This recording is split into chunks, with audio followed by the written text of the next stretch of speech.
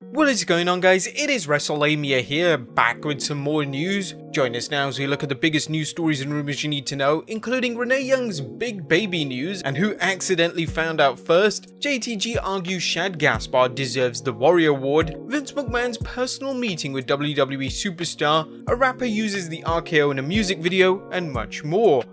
Be sure to subscribe and hit that notification bell for daily wrestling videos and follow us on Facebook for exclusive lists. Now let's hit the intro and get straight into the news.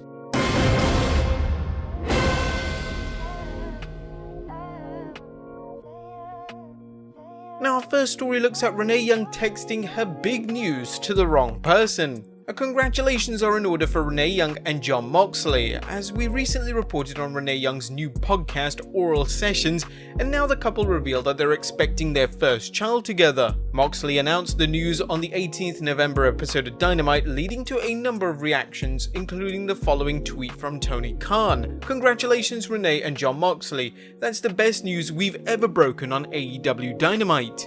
The FDR's Cash Wheeler tweeted a congratulations, and you can be sure this is just the beginning of many well wishes. However, things didn't go according to plan, as seen when Renee Young texted Jon Moxley about the good news he was going to be a dad, only to realize she texted the news to her friend Bailey. Bailey tweeted, "What's cuter, the way the world found out tonight or the way I found out?" Renee replied, "100% the way you found out. I thought I was texting Jon a pregnancy update. I was in fact texting Bailey." Even though Renee Young no longer works for the WWE, she has plenty of friends there, including the former Women's SmackDown champion. Next up, former WWE and WCW stars show up on Dynamite. You never know who to expect in All Elite Wrestling, something viewers were reminded of during two segments on Dynamite featuring new Inner Circle members MJF taking his new teammates to Las Vegas. The two segments were reminiscent of the Hangover films and saw the heel faction getting into the comedic misadventures you'd expect. Part 1 featured a cameo appearance by former WCW star Conan,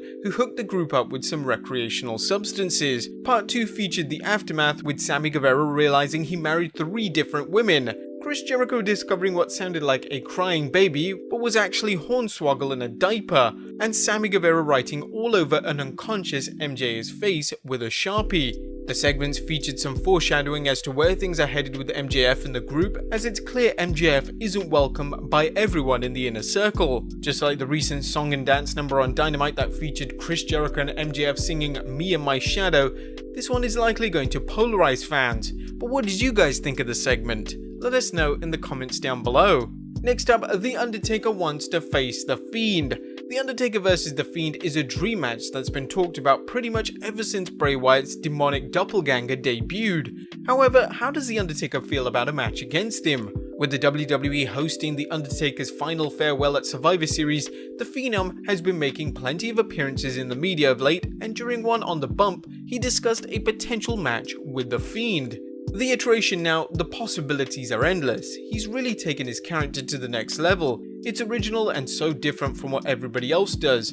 It's so thought-provoking and it draws emotion from people. I would love to work a program with The Fiend. My goodness, there's no telling what kind of matches we'd come up just due to the strength of his career, and obviously the Undertaker character, it would have been something else. It might have been a Buried Alive, Swamp Match, Alcatraz. The possibilities would be limitless with those two characters.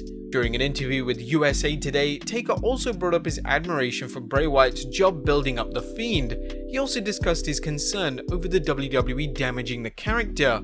"I love his character, I love it, but I get nervous because sometimes they want to overproduce things, and he has such a good grasp of that character.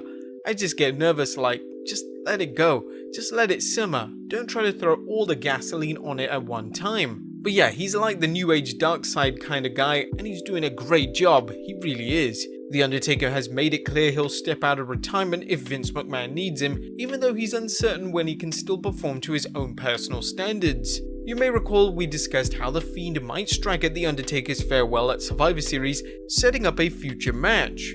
Would you guys like to see The Undertaker battle The Fiend? Let us know in the comments down below. Next up, JTG wants the WWE to bestow the Warrior Award on Shad Gaspard. The WWE's Warrior Award is given out every year to an individual who exhibited unwavering strength and perseverance, and who lives life with the courage and compassion that embodies the indomitable spirit of the Ultimate Warrior.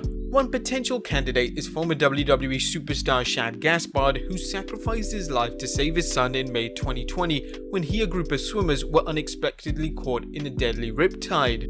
Shad Gaspard's friend and Crime Time tag team partner discussed why Gaspard deserves the Warrior Award, telling Chris Van Vliet, "He definitely should.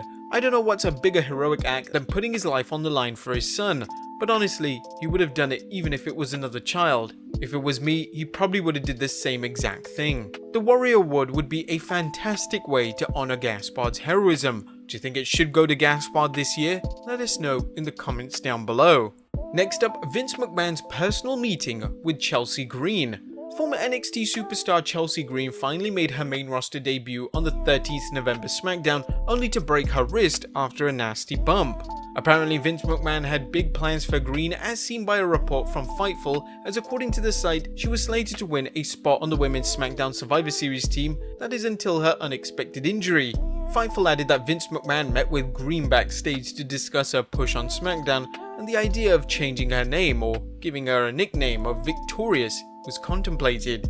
Chelsea Green is a wrestler whose name has frequently come up as a star to watch. While her SmackDown debut didn't go as planned, you can be certain the gutsy wrestler will seize whatever opportunity is presented to her once she returns from injury. Next up, the Thunderdome move has been confirmed. As reported in a previous video, the WWE Thunderdome is moving, and now its new host has confirmed the Thunderdome's new location, Tropicana Field. Tampa Bay Rays president Matt Silverman revealed, "The Tampa Bay Rays are excited to welcome WWE to Tropicana Field for this residency and shine a spotlight on the Tampa Bay area for WWE fans around the world." The ballpark will be transformed to host the spectacle of WWE Thunderdome, allowing fans to enjoy this wildly popular experience virtually. According to WrestleTalk, the Thunderdome will begin airing from Tropicana Field on 11th December. Next up is a former NXT champion coming to the main roster. You never know when a star from NXT will show up on the main roster, as seen by Chelsea Green's surprise appearance last Friday on SmackDown. Now, rumor has it that fans may be seeing the long-awaited arrival of former NXT Women's Champion Rhea Ripley. Ripley battled current NXT Women's Champion Io Shirai in an exciting bout that saw her do the job cleanly for the champion, which led to speculation by Dave Meltzer on the Wrestling Observer Radio that my impression is from watching the match is that Rhea is going to the main roster. There's been talk of Rhea jumping to the main roster for several months. The young Australian superstar has accomplished much in her career already, but will she be able to make the transition from NXT to the main roster? And finally, a rapper uses the RKO in a video with Randy Orton responding.